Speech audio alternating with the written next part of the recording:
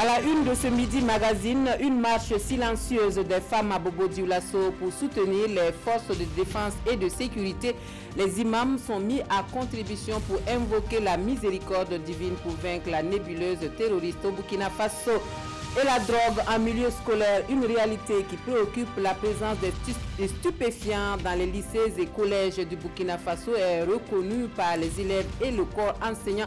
La question qui se pose, c'est que faut-il faire face au phénomène qui prend de l'ampleur? Quelques pistes de réponse dans ce journal. Et l'unité de formation et de recherche en sciences économiques et de gestion UFR-SEG de l'université professeur professeur Joseph Kizerbo souffle ses 40 bougies et à l'occasion, les 72 heures de l'UFR-SEG sont organisées avec au programme plusieurs activités. Nous recevons sur le plateau de Midi Magazine le directeur général de l'UFR-SEG, le professeur Nyanderman Sirpe, pour parler de l'évolution de l'UFR et des défis et perspectives à l'occasion de cet anniversaire. Bonjour, merci de nous rejoindre pour les actualités de la mi-journée de l'appétit. À vous qui êtes à table. Après les organisations de la société civile, ce sont les femmes à Bobo-Dioulasso qui manifestent leur soutien aux forces de défense et de sécurité. Une compassion et une solidarité qu'elles manifestent à travers une marche silencieuse et des prières. Les imams sont mis à contribution pour implorer la miséricorde divine pour venir à bout du terrorisme. Cette action est surtout un hommage aux soldats tombés le 2 mars dernier lors des attaques de Ouagadougou. Karim Ilboudo, Ismaël Saturnin, Paris. Elles ne veulent plus être en reste dans la lutte contre le terrorisme au Burkina Faso. Elles entendent ainsi faire les partitions pour venir à bout de ce phénomène qui fait l'actualité. Quoi de plus normal pour le collectif des femmes de la commune de Bobo-Dioulasso de solliciter les imams de la ville pour implorer la miséricorde du Tout-Puissant. Nous avons voulu faire ça pour la mémoire de nos martyrs qui sont tombés, les armes à la main, et puis prier aussi pour nous-mêmes, et puis pour la paix, que la paix revienne au Burkina Faso. Que Dieu ne donne pas la force aux terroristes là de pénétrer encore au Burkina Faso. Nous avons demandé bénédiction auprès des autorités religieuses pour soutenir le gouvernement dans son combat pour la paix et la sécurité pour notre pays. Convaincus qu'elles occupent une place importante dans la consolidation de la paix au Burkina Faso, le collectif des femmes de Bobo-Dioulasso entend imprimer une autre vision de la femme quant à son intéressement pour les choses d'intérêt général. Le message, c'est plus d'implication, plus d'engagement des femmes, aux côtés donc des autorités, plus d'implication dans la gouvernance à tous les niveaux. La femme est le socle de la famille. Et si nous voulons des familles prospères, il faut que nous ayons des femmes épanouies. Activité en marge de la célébration de la Journée internationale de la femme. Le collectif des femmes de Bobo-Dioulasso s'est dit mobilisé derrière les autorités politiques afin qu'elles puissent atteindre les objectifs fixés. Autre point de l'actualité, le ministre des Sports et des Loisirs à la rencontre des démembrements de son département à l'Est. Daouda Azoupiou veut partager sa vision pour le développement des sports et des loisirs avec les acteurs dans la région de l'Est et recueillir leurs préoccupations. Reportage Seydou Nikiema et Mahamadi Ouedraogo. Le chef du département des sports et loisirs s'imprègne des réalités des infrastructures et des organisations sportives de la ville de Fadangourma. La délégation a d'abord visité les pensionnaires du centre socio-éducatif La Paix. Dans ce centre, les élèves combinent football et études. Après cette structure, le cap est mis sur les deux plateaux omnisports de la ville, celui de la police nationale et l'autre de TV5. Le stade Nungu, qui est dans une situation de dégradation, a aussi reçu les visiteurs. Nous nous sommes rendus compte que ces infrastructures-là méritent justement une attention particulière du point de vue de leur entretien et du point de vue de leur utilisation. Actuellement, il faut dire que nous souffrons parce que le portail qui est là ne se ferme pas. Ça fait que chaque jour, c'est ici que les animaux retrouvent l'air frais. À huis clos, la délégation a échangé avec les acteurs déconcentrés du ministère des Sports et Loisirs de la région de l'Est. Ces rencontres permettent d'avoir un dialogue direct avec eux, d'échanger sur leurs préoccupations et de pouvoir partager justement avec eux la vision de son Excellence, Monsieur le Président du Faso, qui veut que désormais le sport et les loisirs puissent, conformément à l'axe 3 du PNDS, qui dit dynamiser les secteurs porteurs de richesses et d'emplois. Plus tôt dans la matinée, le nouveau ministre des Sports et Loisirs a effectué des visites de courtoisie chez les leaders religieux et coutumiers avec pour objectif solliciter des bénédictions pour la réussite de sa mission. La relance économique de la ville de Bobo-Dioulasso au centre d'un panel organisé par la société civile, l'ONG Oxfam, le Ballet citoyen et l'université Aube Nouvelle offre ce cadre de débat qui permet aux opérateurs économiques de SIA de partager leurs expériences avec la jeunesse et susciter des goûts pour l'entrepreneuriat. Karim Ilboudo, Mireille Carole Tougma. Le Ballet citoyen s'active pour une relance économique effective de la ville de Bobo-Dioulasso. Par ce panel qui regroupe opérateurs économiques et étudiants, la réflexion est lancée. Il faut dire qu'aujourd'hui, nous parlons beaucoup de la régionalisation de l'économie sur le plan national. Donc, la relance économique de la ville de Bobo est un thème très utile pour ce qui est de l'actualité actuellement. Et ça a été un thème aussi qui a suscité beaucoup de débats. Donc, d'où nous l'avons reconduit ici. Redynamiser l'économie passe également par la résolution du problème du chômage et les jeunes sont appelés à jouer leur partition. Tous les problèmes de la jeunesse aujourd'hui se posent en termes d'emploi, se posent en termes d'insertion dans la société. Et nous nous sommes dit, à partir de tous les travaux que nous faisons, qu'il faut donner aux jeunes des repères, qu'il faut donner aux jeunes le droit de rêver. Je suis parti de rien pour être ce que je suis. Ça veut dire qu'il y a plusieurs personnes, plusieurs jeunes ou plusieurs entrepreneurs qui dorment toujours et qui sont appelés à se réveiller. Et s'ils se réveillent, s'ils voient effectivement en eux le potentiel qu'ils ont, je crois que nous allons faire de Bobo-Dioulasso une grande ville économique. La tenue de ce panel entre dans le cadre d'un projet intitulé « Appui à la citoyenneté active de la jeunesse et des femmes pour une meilleure redevabilité publique », projet conduit par le Ballet citoyen avec l'accompagnement de l'ONG Oxfam. La société civile que l'on retrouve sur tous les fronts au Burkina Faso est ici au cœur de la mission FASO pour l'accès des populations à l'eau et à l'assainissement, qui vient d'achever 5 études sur le secteur eau et assainissement. La restitution des dites études donc, fait l'objet d'une rencontre qui réunit les différents acteurs intervenant dans le domaine en vue de recueillir leurs avis qui devraient permettre d'enrichir davantage le document final. Plus de détails avec Aruna Mari. Karim Lomboza Kondé participe à cette rencontre de restitution de 5 études du consortium FASO. Dans sa commune, disposer de l'or bleu en qualité et en quantité demeure un parcours du combattant. C'est pour mettre fin à ce calvaire vécu par d'autres localités du Burkina que la mission FASO a commandité les études. Ces études-là nous permettent effectivement de voir quels sont les leviers sur lesquels on peut s'appuyer pour accomplir notre mission.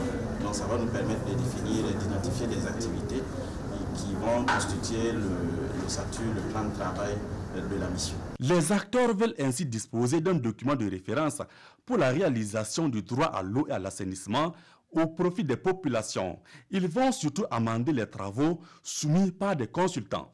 Nous avons pu répertorier les textes juridiques internationaux, régionaux et nationaux favorables à la mise en œuvre de ces droits sur le plan pratique.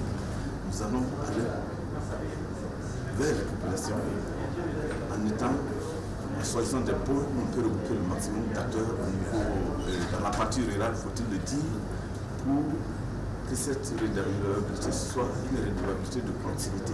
La mission FASO est une initiative de promotion de l'approche fondée sur les droits humains. Elle bénéficie du soutien de la coopération danoise et de l'ONG Oxfam. Les documents validés vont servir de référentiel pour la réussite des actions sur le terrain. Voilà un fléau qui laisse impuissant plus d'un. C'est un secret de polichinelle, la drogue en milieu scolaire au Burkina Faso. Pour en savoir davantage, sur le phénomène, donc nous avons interrogé quelques élèves. Si aucun d'entre eux n'affirme avoir déjà consommé ces stupéfiants, ils reconnaissent tout de même la présence de la drogue dans leur entourage, avec souvent des cas de dépendance très prononcés. Que faut-il faire donc face à ce mal qui prend des proportions inquiétantes? Voici quelques éléments de réponse avec Amadou Ilboudou et Sanoua Christine Koulibaly. Adam Saïd Baguia est élève en classe de 3e dans un établissement de la place. S'il nous a juré n'avoir jamais touché à la drogue de quelque nature que ce soit, il dit cependant avoir vu ces stupéfiants. Il connaît même des consommateurs. Je peux dire que j'ai déjà vu. En milieu scolaire? Oui, puisque j'étais ici au Zéna l'année passée, j'ai vu, j'avais des camarades, mais moi... Preuve que le phénomène a atteint une ampleur inquiétante, tous les élèves à qui nous avons tendu notre micro disent connaître des consommateurs. Chaque jour, quand on passe au terrain, là, je les vois, je remarque des gens qui fument la drogue. Mais en tout cas, quand tu prends la drogue, ton figure, là, ça devient noir comme ça. Tu deviens vilain. Ce n'est même pas bon. Il disait que en prenant la drogue, il peut mieux bosser. Et en plus, ça leur donne l'inspiration à faire ce qu'ils veulent. Puisque c'est du marketing. Ceux qui en vendent, ils veulent aussi faire du marketing. Donc ils vont dire que la drogue, en prenant ça, tu vas devenir bon. En prenant ça, tu deviens intelligent. Donc l'élève, pas le but de la curiosité d'abord. Curiosité, mimétisme ou effet de mode, ils sont nombreux ces scolaires qui se retrouvent piégés dans la dépendance de la drogue. Beaucoup de parents burkinabés sont découragés parce que du fait qu'on n'a pas un centre médical public de façon qui parle de la drogue, des intoxications et de réintégration des jeunes, ça cause un problème. Aujourd'hui, moi j'en connais des mamans qui m'appellent, les papas, il y en a qui ont un seul enfant, 2, qui sont dans la drogue. Et récemment, je vais vous dire qu'il y a 2 jours, quelqu'un que je connais très bien, mais il tremblait comme ça parce qu'il me disait que vieux père, si je n'ai pas mes doses là, je vais faire des dégâts. C'est dire que des comportements déviants, la criminalité et l'incivisme grandissant peuvent tirer leurs origines de la consommation de la drogue. Nous ne pouvons pas en tout cas pointer le doigt vraiment disant que c'est la drogue qui constitue vraiment et qui est d'abord le principal facteur de l'incivisme dans le milieu scolaire, mais elle fait aussi partie. Tout ce qui se passe au Sahel, je vous jure que si on pouvait lutter franchement la drogue, l'alcool frélaté, la cigarette, tout ce qui est prohibé dans cette bande-là, vous allez voir que ça va diminuer. En l'absence de structures spécialisées de prise en charge de toxicomanes au Burkina Faso, la sensibilisation semble être l'arme la plus efficace face au phénomène. Ce que moi j'ai toujours proposé, la meilleure façon, c'est de sensibiliser les jeunes, surtout les jeunes à partir du primaire jusqu'au secondaire. Maintenant, il faut mettre une vraie campagne de communication. Comme nous, on l'a déjà, on a besoin de soutien. Les dénonçants et en tout cas les proviseurs aussi, les membres de l'administration sont tenus à les convoquer, à les sensibiliser, même s'ils n'est pas sensibilisé à la maison. C'est d'abord l'éducation même à la maison. Voilà. Parce que si tu as ton papa qui est là aussi, qui est à la maison, qui a peur de te parler de la drogue, parce que je ne sais pourquoi. Il se dit peut-être que non, en te parlant de la drogue, tu vas chercher peut-être à comprendre les causes. Donc il ne veut même pas se prononcer sur ce sujet-là. Au-delà de la cellule familiale, c'est toute la société qui est interpellée, car le Burkina Faso est passé de pays de transit à pays de consommation il y a belle lurette. Nous allons à Dédougou où se mène une réflexion sur les préoccupations des étudiants de l'université Norbert Zongo de Koudougou, des problèmes auxquels il faudra trouver des solutions collégiales. L'ouverture de la concertation est suivie pour nous par Yves Rwamba et Yacouba Goro. Ils sont à Dédougou pour mieux construire leur maison commune, l'université Norbert Zongo de Koudougou.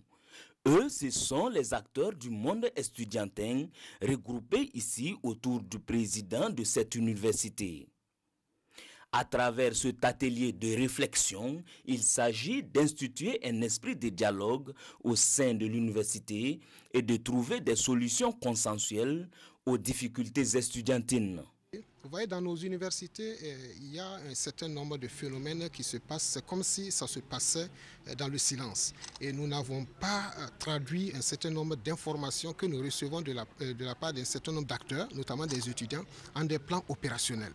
Donc l'objectif est que ce matin, on va se retrouver tous, des acteurs enseignants, des acteurs administratifs avec les étudiants, traduire tout ce qu'ils disent comme difficulté dans des documents consensuels. Cela va permettre de créer des conditions propices pour le bon déroulement des études. Pour veiller à la bonne exécution des recommandations inscrites dans le document consensuel, un comité va être mis en place pour se charger du suivi-évaluation. Voilà qui nous amène à notre page entretien et nous parlons de l'unité de formation et de recherche en sciences économiques et de gestion de l'université Ouaga 1, professeur Joseph Kizerbo, qui a 40 ans, un événement qui donne lieu à une commémoration à travers plusieurs activités, dont des panels autour de plusieurs thématiques. Nous retrouvons notre invité, le professeur Nyanderman Sirpe, directeur général de l'UFR-SEG. Bonjour professeur. Bonjour madame. Bienvenue sur le plateau du Midi Magazine. Merci. Alors, professeur, l'UFR-SEG, qui était à l'ouverture, donc l'école supérieure de sciences économiques ESSEC, et qui est passée à la FASEG, la faculté économique et de gestion. Aujourd'hui, on est à une UFR-SEG. Comment vous appréciez cette évolution, vous qui êtes de la toute première promotion de l'ESSEC, professeur? Effectivement, merci. Juste avant de répondre à la question, juste une petite rectification. Il s'agit de l'université Ouaga 2. Ouaga 2. Ouaga 2 et non l'université Kizerbo. Bon, la confusion est normale parce qu'on est encore jusqu'à présent logé à l'intérieur de Ouaga 1, professeur Kizerbo, mais c'est l'une des rares universités qui n'a pas encore de nom. On nous appelle Ouaga 2, Université Ouaga 2, tout simplement. Et en attendant de déménager sur notre site qui se trouve sur la route de Fada, on partage les mêmes locaux que l'université Ouaga 1, professeur Joseph Kizerbo. Donc cela dit, comme vous l'avez dit tout à l'heure, donc je suis de la première promotion de l'ESSEC, l'école supérieure des sciences économiques, qui a été créée à l'année universitaire 75-76. On était 56 à l'époque. Je pourrais citer des noms, malheureusement on n'a pas le temps pour cela.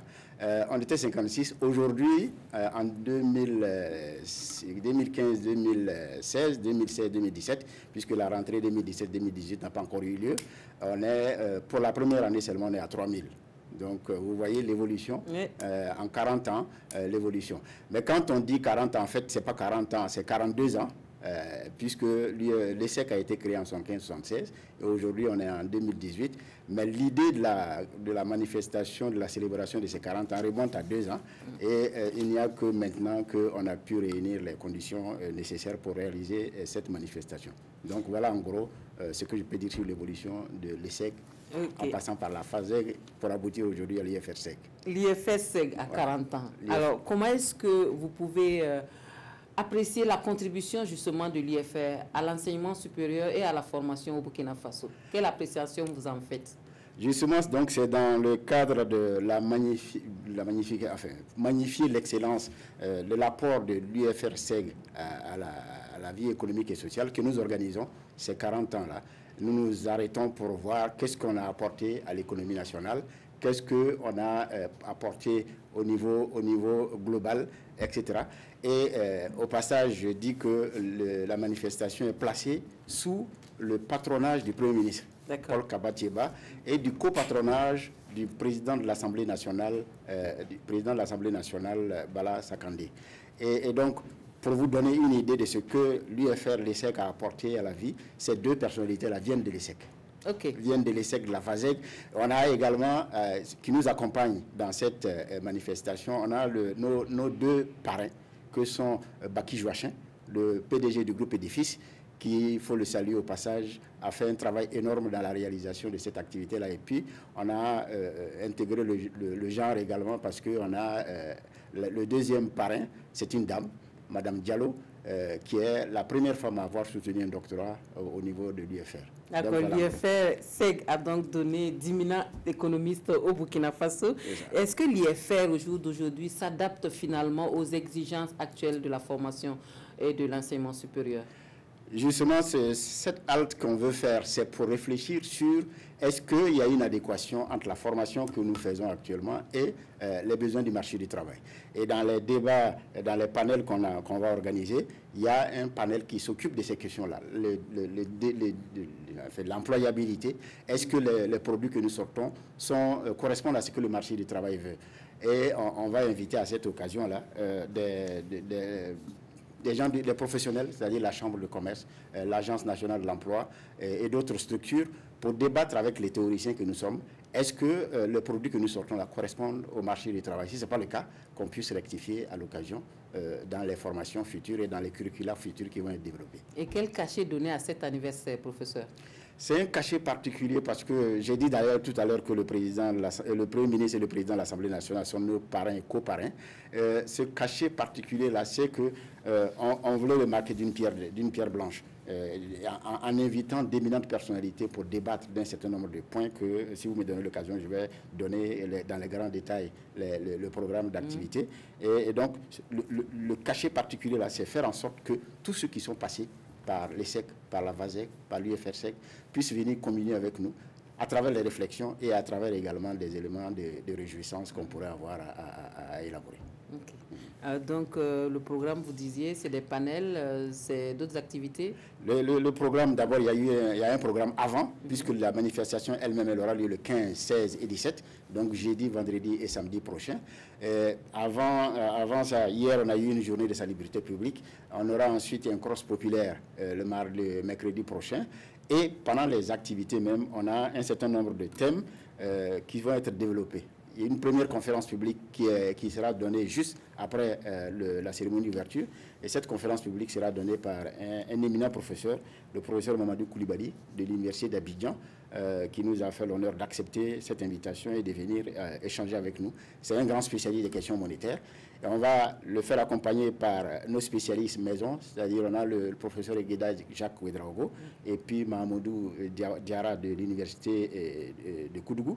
Et il y aura une modération qui va être assurée par le professeur Idrissa Ouedraogo, accompagné d'un autre invité de l'Université Saint-Louis de Dakar, du Sénégal, le professeur Adama Diao.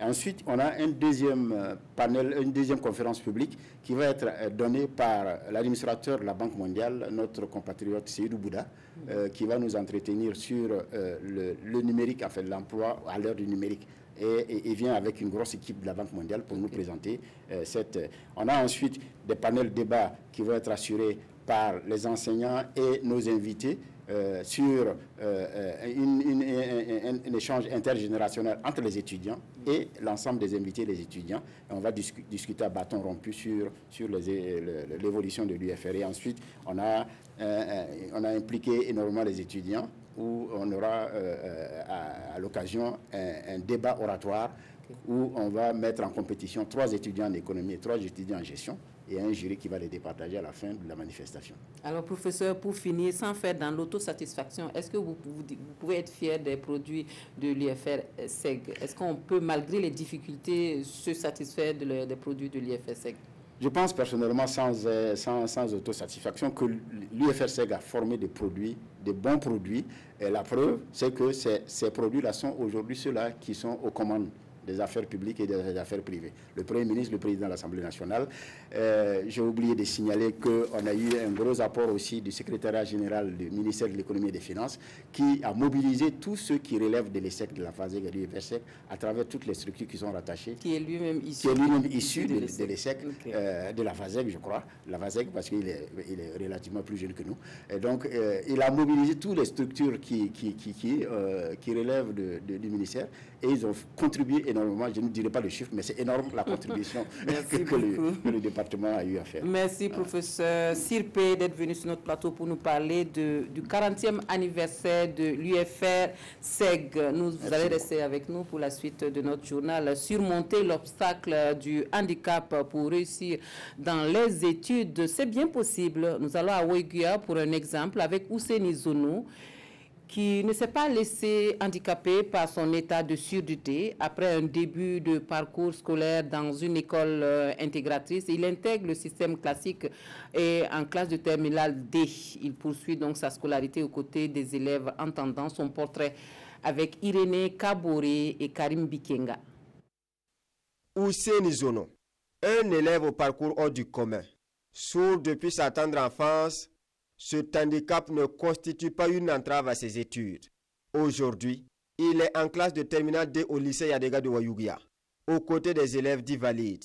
Quoique limité par le déficit d'audition, ses résultats égalent ceux de ses camarades qui jouissent pleinement de leurs facultés auditives. C'est la même chose, de façon générale. Effectivement, là, c'est les mêmes notes effectivement que tout le monde, quoi. Son niveau quand même acceptable. Zono, c'est vrai qu'il a un handicap, mais on ne sent pas son handicap comme ça parce qu'il se bat. Si vous prenez même en terminale cette année, il n'est pas parmi les derniers. Hein. L'année dernière, je me souviens, Zono est passé en terminale, il est presque 12 de moyenne. Pour ses amis d'école, ce jeune homme du haut de ses 23 ans se présente comme un mystère. Sa capacité à surmonter son infirmité pour mener les études étonne plus d'un. Je n'arrive même pas à comprendre comment il se débrouille. Nous, on peut dire qu'on n'est pas handicapé comme ça, mais on n'arrive pas à s'en sortir. Pour lui, c'est miraculeux. On ne peut pas comprendre. Quelqu'un qui n'entend pas, qui ne peut pas parler, qui s'en sort mieux que des gens qui sont assis en classe, qui entendent ce que le professeur dit. Son comportement m'a vraiment marqué, parce que même étant handicapé, vraiment, il arrive à s'en sortir dans les devoirs, plus que ceux qui entendent même. Aux premières heures de son intégration dans le système classique, Ousseini Zono s'est senti marginalisé du fait de son handicap auditif. Mais de 2011 à 2018, plusieurs années se sont écoulées. Ses relations avec ses camarades ont aussi évolué. Désormais, il se sent en famille avec les autres élèves. Ces derniers également se plaisent en sa compagnie. Cet état des faits, c'est un acquis pour Xavier Ilboudo, le promoteur des classes intégratrices de l'école primaire publique de Pella, d'où Ousseini Zono est issu, et il s'en félicite.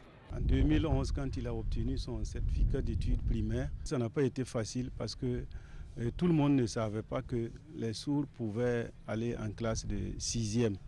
Et il a fallu en tout cas un long combat auprès des autorités de l'enseignement secondaire qui ont bien voulu accepter nous accompagner. Mais c'était le wait and see, c'était essayons de voir si ça peut marcher.